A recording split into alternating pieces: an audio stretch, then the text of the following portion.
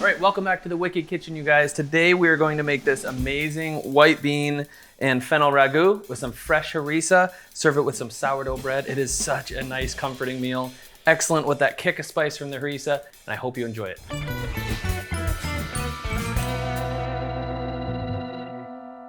right. Whoa, hey there, what's happening? All right, let's make a ragout, huh? Like a bean ragout with some spinach, some fennel. We'll get this this really nice, comforting dish going. We'll add some harissa in there. You wanna check out the harissa recipe, which we're gonna mention in a little bit. Click on this link, you'll be good to go, all right? So I'm gonna heat up a little pot. First, we're going to saute up some onions. Let's get this going. Let's do a coarse chop of those onions. These bigger pieces. All right, get some olive oil going in this pan.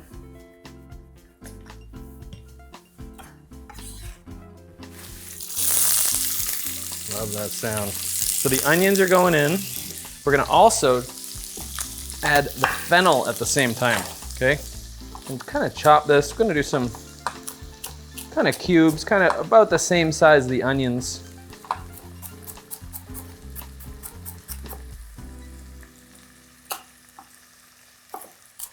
Love using fennel. If it's cooked properly, it's really nice to work with, and it can be quite stringy. So keep that in mind. If you're just going to grill some fennel from its raw state, just know that it could be quite stringy. So using it and braising it for a long period of time, like we're gonna be doing with this recipe, really softens it and almost gives that nice caramelization, so it doesn't have that really chew to it.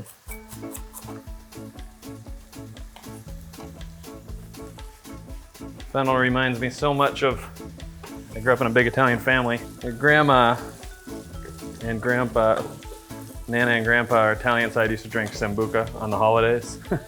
So that sort of anise flavor is very reminiscent of childhood being at my grandparents' house. So we're gonna let these get some caramelization, cook these down a little bit. And you really want the fennel to be as translucent as the onions, okay?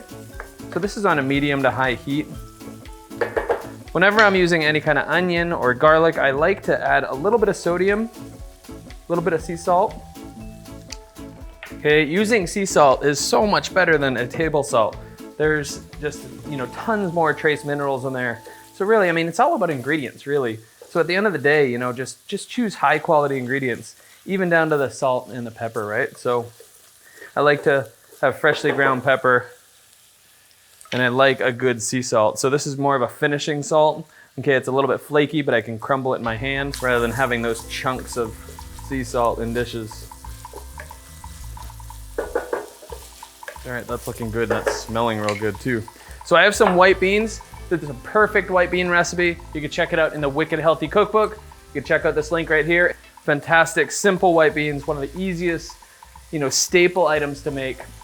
Just a little bit of garlic, little bay leaf, little salt and pepper as it cooks, and that's it. And you have a perfect base sort of ingredient to use in a number of different applications. So I'm gonna use this as the base to this ragout,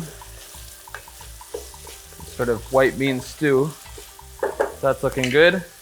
Lower that down a little bit. I'm gonna add those white beans. All right, I'm gonna bring that up to a simmer. Use a little bit more stock. All right. I'm gonna bring that up to a simmer here. All right, so let's check that out. Let's see if that is simmering up. Sounds like it. I'm gonna lower it down. All right, that looks nice. It smells so good. I'm gonna add some spinach in there. It's about done now. Notice I didn't add too much salt. I'm gonna use some harissa at the end of this recipe. And the harissa, typically it's condiment, so it does contain a good amount of salt. So keep that in mind when you are using condiments. So you may not want to salt as you go if you're gonna be kind of swirling in a condiment at the end. So let's just put the lid on this. Let's actually turn it off, and the steam will get that spinach. We have a little bit of parsley here. them in all.